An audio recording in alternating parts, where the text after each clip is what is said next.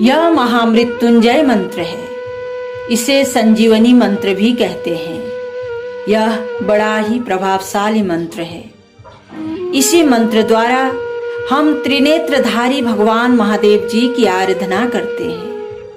इस मंत्र के पठन और श्रवण से ही मनुष्य के सभी पाप नष्ट हो जाते हैं।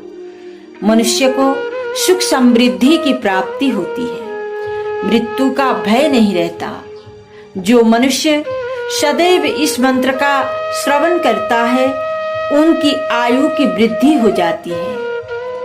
आइए हम सब इस महामंत्र का श्रवण करें। ओम त्र्यंबकं यजामहे सुगंधिं पुष्टिवर्धनम् उर्वारुकमिव बन्धनान् मृत्युर्मुक्षीयमामृतात्।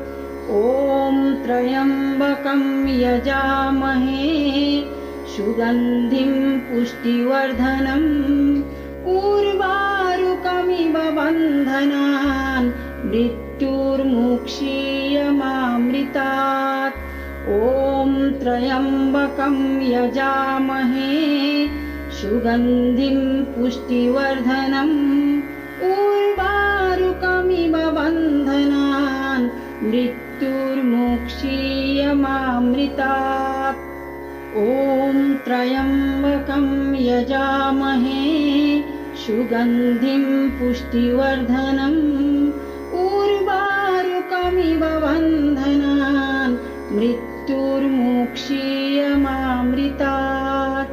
ओम त्र्यंबकं यजामहे सुगंधिं पुष्टिवर्धनम् उर्वारुकमिव बन्धनान् मृत्युर्मुक्षीयमामृतात्। ओम त्र्यंबकं यजामहे सुगंधिं पुष्टिवर्धनम् उर्वारुकमिव बन्धनान् मृत्युर्मुक्षीयमामृतात्। ओम त्र्यंबकं यजामहे सुगंधिं पुष्टिवर्धनम् उर्वारुकमिव बन्धनान् मृत्युर्मुक्षीयमामृतात्।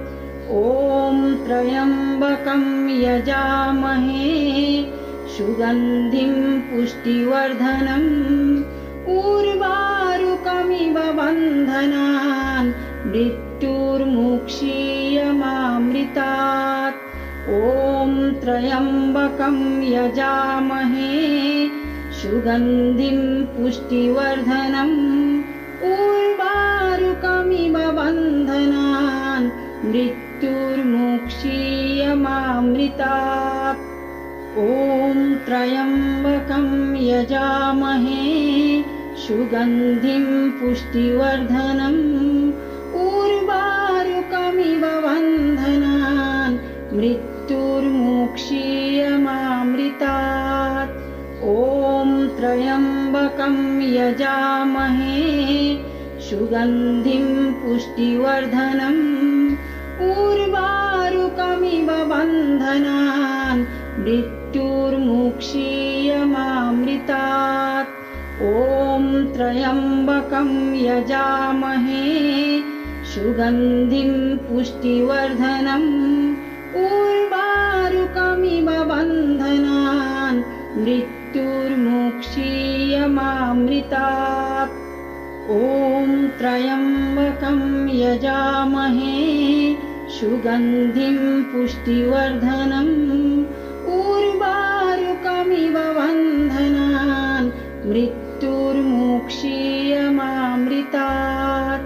ओम त्र्यंबकं यजामहे सुगंधिं पुष्टिवर्धनम् उर्वारुकमिव बन्धनान् मृत्युर्मुक्षीयमामृतात्।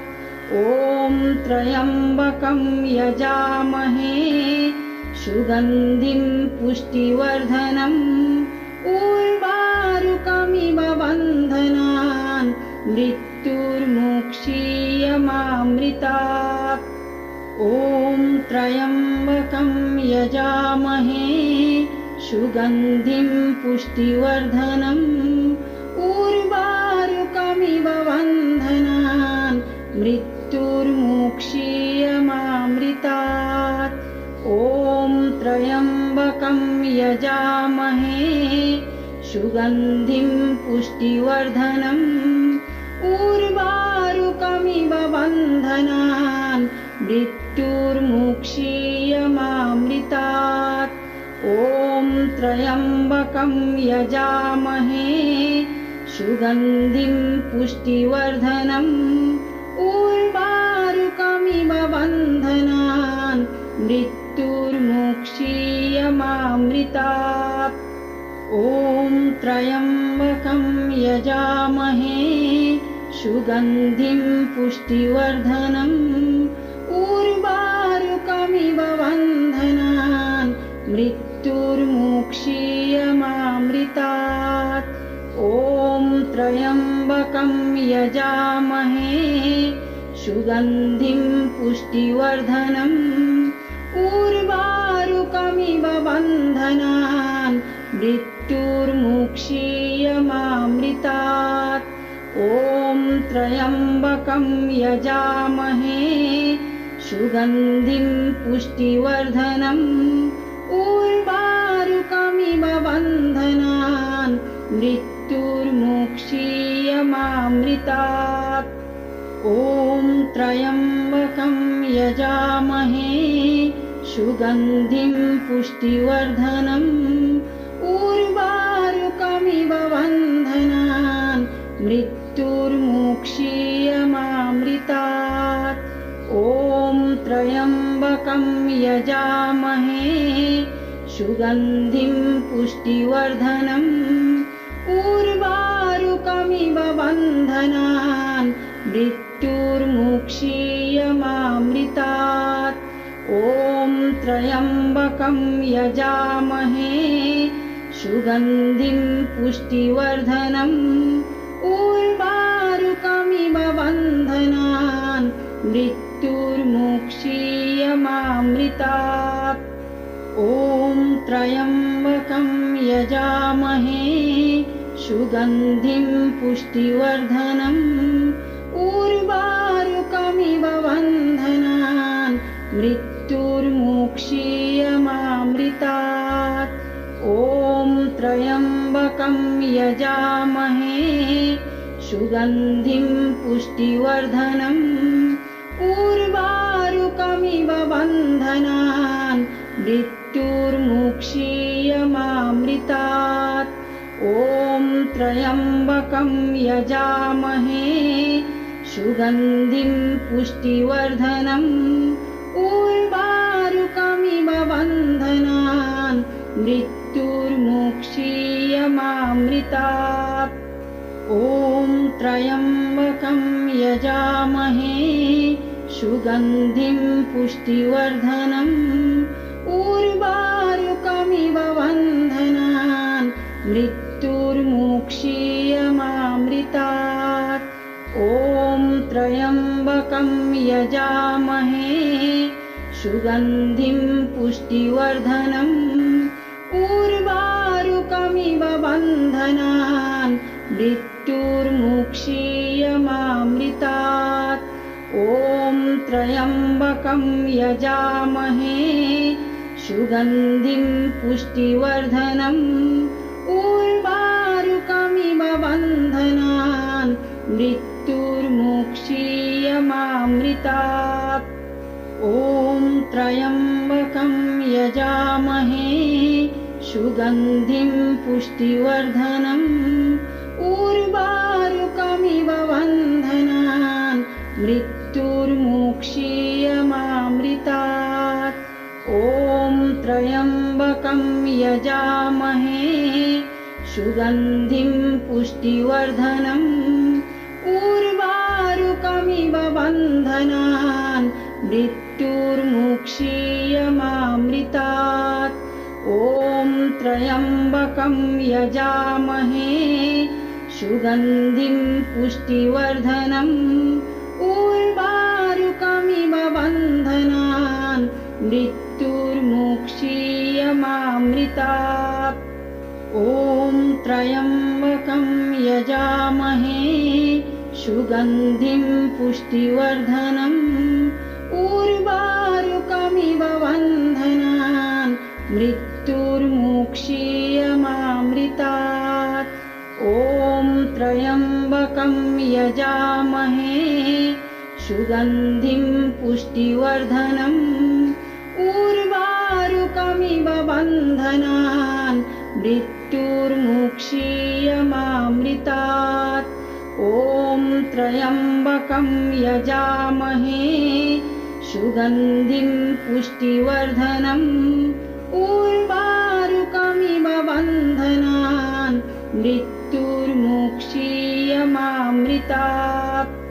ॐ त्र्यम्बकं यजामहे सुगन्धिं पुष्टिवर्धनम् उर्वारुकमिव बन्धनान् मृत्युर्मुक्षीयमामृतात्।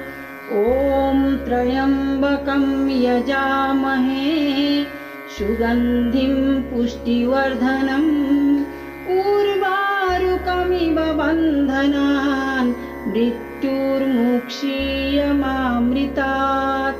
ॐ त्र्यम्बकं यजामहे सुगन्धिं पुष्टिवर्धनम् उर्वारुकमिव बन्धनान् मृत्युर्मुक्षीयमामृतात्।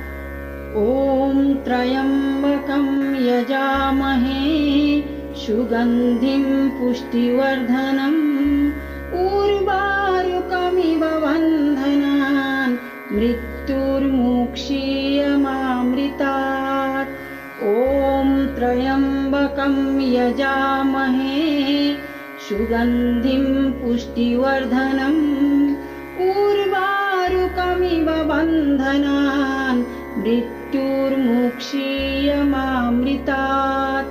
ॐ त्र्यम्बकं यजामहे सुगन्धिं पुष्टिवर्धनम् उर्वारुकमिव बन्धनान् मृत्युर्मुक्षीयमामृतात्। ॐ त्र्यम्बकं यजामहे सुगन्धिं पुष्टिवर्धनम् उर्वारुकमिव बन्धनान् मृत्युर्मुक्षीयमामृतात्।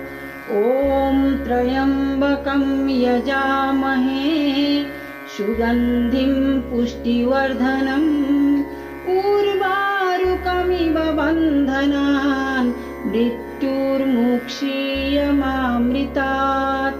ॐ त्र्यम्बकं यजामहे सुगन्धिं पुष्टिवर्धनम् उर्वारुकमिव बन्धनान् मृत्युर्मुक्षीयमामृतात्।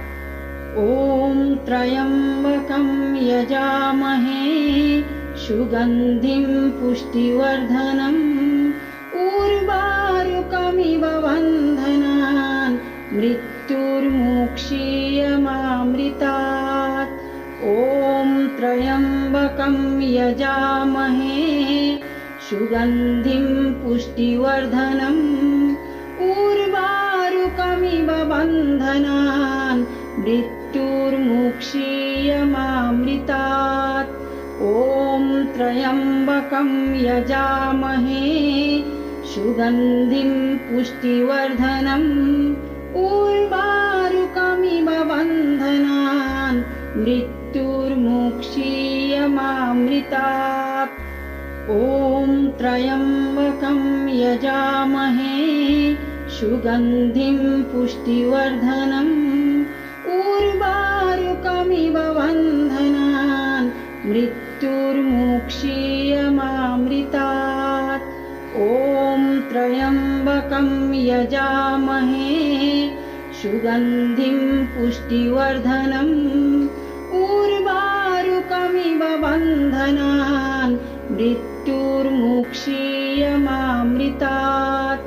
ॐ त्र्यम्बकं यजामहे सुगन्धिं पुष्टिवर्धनम् उर्वारुकमिव बन्धनान् मृत्युर्मुक्षीयमामृतात्। ॐ त्र्यम्बकं यजामहे सुगन्धिं पुष्टिवर्धनम् उर्वारुकमिव बन्धनान् मृत्युर्मुक्षीयमामृतात्। ॐ त्र्यम्बकं यजामहे सुगन्धिं पुष्टिवर्धनम् उर्वारुकमिव बन्धनान् मृत्युर्मुक्षीयमामृतात्। ॐ त्र्यम्बकं यजामहे सुगन्धिं पुष्टिवर्धनम् उर्वारुकमिव बन्धनान् मृत्युर्मुक्षीयमामृतात्। ॐ त्र्यम्बकं यजामहे सुगन्धिं पुष्टिवर्धनम् उर्वारुकमिव बन्धनान् मृत्युर्मुक्षीयमामृतात्। ॐ त्र्यम्बकं यजामहे सुगन्धिं पुष्टिवर्धनम् उर्वारुकमिव बन्धनान् मृत्युर्मुक्षीयमामृतात्।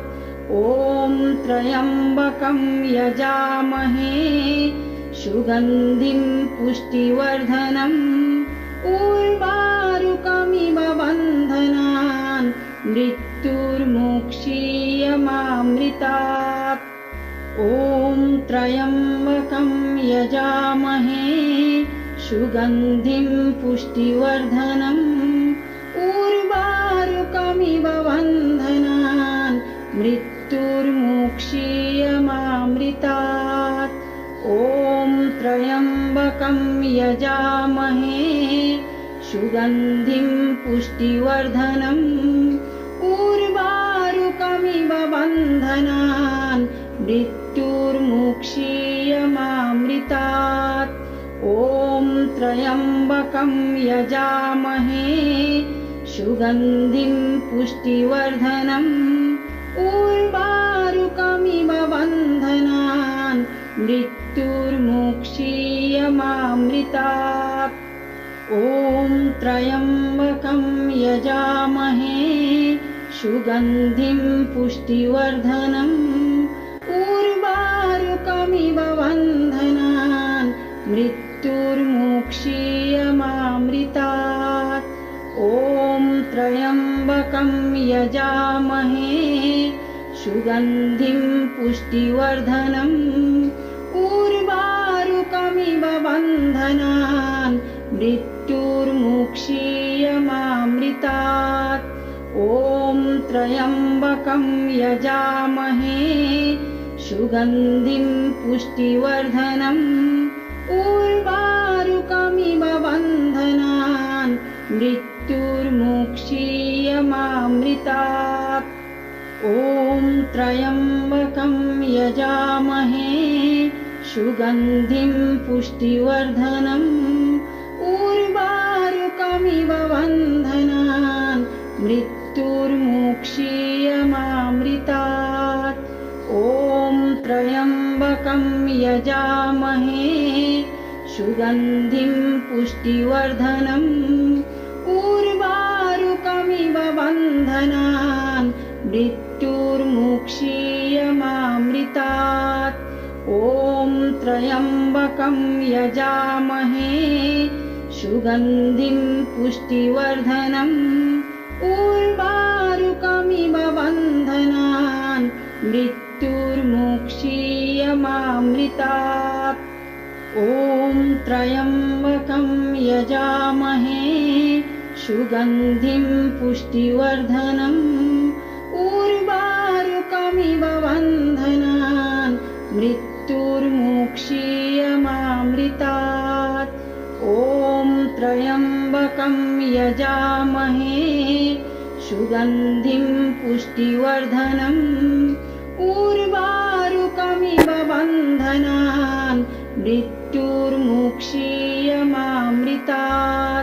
ॐ त्र्यम्बकं यजामहे सुगन्धिं पुष्टिवर्धनम् उर्वारुकमिव बन्धनान् मृत्युर्मुक्षीयमामृतात्। ॐ त्र्यम्बकं यजामहे सुगन्धिं पुष्टिवर्धनम् उर्वारुकमिव बन्धनान् मृत्युर्मुक्षीयमामृतात्। ॐ त्र्यम्बकं यजामहे सुगन्धिं पुष्टिवर्धनम् उर्वारुकमिव बन्धनान् मृत्युर्मुक्षीयमामृतात्।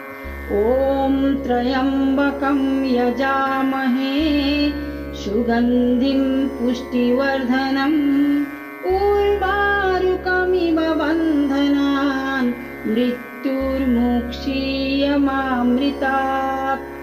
ॐ त्र्यम्बकं यजामहे सुगन्धिं पुष्टिवर्धनम् उर्वारुकमिव बन्धनान् मृत्युर्मुक्षीयमामृतात्। ॐ त्र्यम्बकं यजामहे सुगन्धिं पुष्टिवर्धनम् उर्वारुकमिव बन्धनान् मृत्युर्मुक्षीयमामृतात्। ॐ त्र्यम्बकं यजामहे सुगन्धिं पुष्टिवर्धनम् उर्वारुकमिव बन्धनान् मृत्युर्मुक्षीयमामृतात्। ॐ त्र्यम्बकं यजामहे सुगन्धिं पुष्टिवर्धनम् उर्वारुकमिव बन्धनान् मृत्युर्मुक्षीयमामृतात्। ॐ त्र्यम्बकं यजामहे सुगन्धिं पुष्टिवर्धनम् उर्वारुकमिव बन्धनान् मृत्युर्मुक्षीयमामृतात्। ॐ त्र्यम्बकं यजामहे सुगन्धिं पुष्टिवर्धनम् उर्वारुकमिव बन्धनान् मृत्युर्मुक्षीयमामृतात्। ॐ त्र्यम्बकं यजामहे सुगन्धिं पुष्टिवर्धनम् उर्वारुकमिव बन्धनान् मृत्युर्मुक्षीयमामृतात्। ॐ त्र्यम्बकं यजामहे सुगन्धिं पुष्टिवर्धनम् उर्वारुकमिव बन्धनान् मृत्युर्मुक्षीयमामृतात्।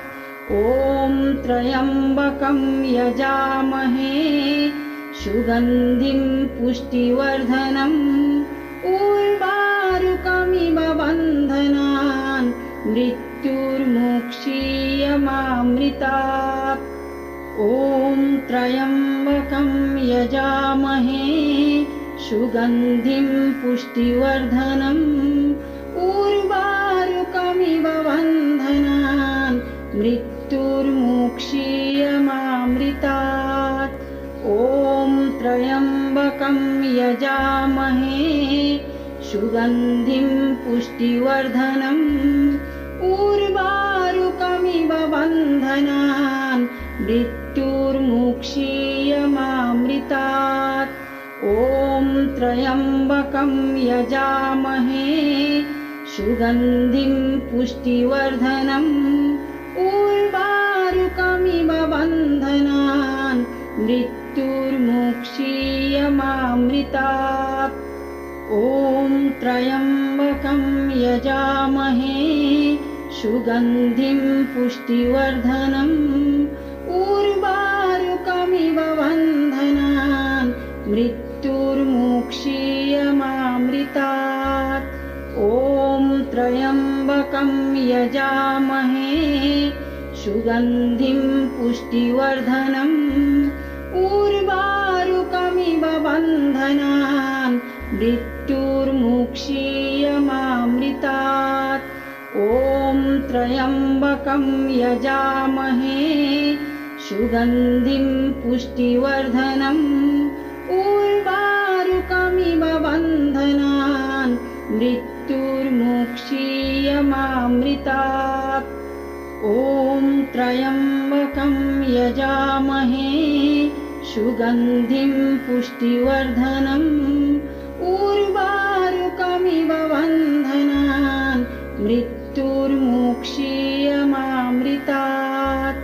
ॐ त्र्यम्बकं यजामहे सुगन्धिं पुष्टिवर्धनम् उर्वारुकमिव बन्धनान् मृत्युर्मुक्षीयमामृतात्।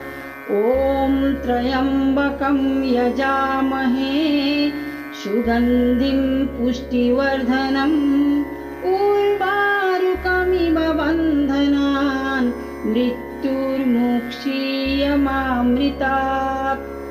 ॐ त्र्यम्बकं यजामहे सुगन्धिं पुष्टिवर्धनम् उर्वारुकमिव बन्धनान् मृत्युर्मुक्षीयमामृतात्। ॐ त्र्यम्बकं यजामहे सुगन्धिं पुष्टिवर्धनम् उर्वारुकमिव बन्धनान् मृत्युर्मुक्षीयमामृतात्। ॐ त्र्यम्बकं यजामहे सुगन्धिं पुष्टिवर्धनम् उर्वारुकमिव बन्धनान् मृत्युर्मुक्षीयमामृतात्। ॐ त्र्यम्बकं यजामहे सुगन्धिं पुष्टिवर्धनम् उर्वारुकमिव बन्धनान् मृत्युर्मुक्षीयमामृतात्। ॐ त्र्यम्बकं यजामहे सुगन्धिं पुष्टिवर्धनम् उर्वारुकमिव बन्धनान् मृत्युर्मुक्षीयमामृतात्। ॐ त्र्यम्बकं यजामहे सुगन्धिं पुष्टिवर्धनम् उर्वारुकमिव बन्धनान् मृत्युर्मुक्षीयमामृतात्। ॐ त्र्यम्बकं यजामहे सुगन्धिं पुष्टिवर्धनम् उर्वारुकमिव बन्धनान् मृत्युर्मुक्षीयमामृतात्। ॐ त्र्यम्बकं यजामहे सुगन्धिं पुष्टिवर्धनम् उर्वारुकमिव बन्धनान् मृत्युर्मुक्षीयमामृतात्। ॐ त्र्यम्बकं यजामहे सुगन्धिं पुष्टिवर्धनम् उर्वारुकमिव बन्धनान् मृत्युर्मुक्षीयमामृतात्। ॐ त्र्यम्बकं यजामहे सुगन्धिं पुष्टिवर्धनम् उर्वारुकमिव बन्धनान् मृत्युर्मुक्षीयमामृतात्। ॐ त्र्यम्बकं यजामहे सुगन्धिं पुष्टिवर्धनम् उर्वारुकमिव बन्धनान् मृत्युर्मुक्षीयमामृतात्। ॐ त्र्यम्बकं यजामहे सुगन्धिं पुष्टिवर्धनम् उर्वारुकमिव बन्धनान् मृत्युर्मुक्षीयमामृतात्। ॐ त्र्यम्बकं यजामहे सुगन्धिं पुष्टिवर्धनम् उर्वारुकमिव बन्धनान् मृत्युर्मुक्षीयमामृतात्। ॐ त्र्यम्बकं यजामहे सुगन्धिं पुष्टिवर्धनम् उर्वारुकमिव बन्धनान् मृत्युर्मुक्षीयमामृतात् ॐ त्र्यम्बकं यजामहे सुगन्धिं पुष्टिवर्धनम् उर्वारुकमिव बन्धनान् मृत्युर्मुक्षीयमामृतात् ॐ त्र्यम्बकं यजामहे सुगन्धिं पुष्टिवर्धनम् उर्वारुकमिव बन्धनान् मृत्युर्मुक्षीयमामृतात् ॐ त्र्यम्बकं यजामहे सुगन्धिं पुष्टिवर्धनम् उर्वारुकमिव बन्धनान् मृत्युर्मुक्षीयमामृतात् ॐ त्र्यम्बकं यजामहे सुगन्धिं पुष्टिवर्धनम् उर्वारुकमिव बन्धनान् मृत्युर्मुक्षीयमामृतात् ॐ त्र्यम्बकं यजामहे सुगन्धिं पुष्टिवर्धनम् उर्वारुकमिव बन्धनान् मृत्युर्मुक्षीयमामृतात्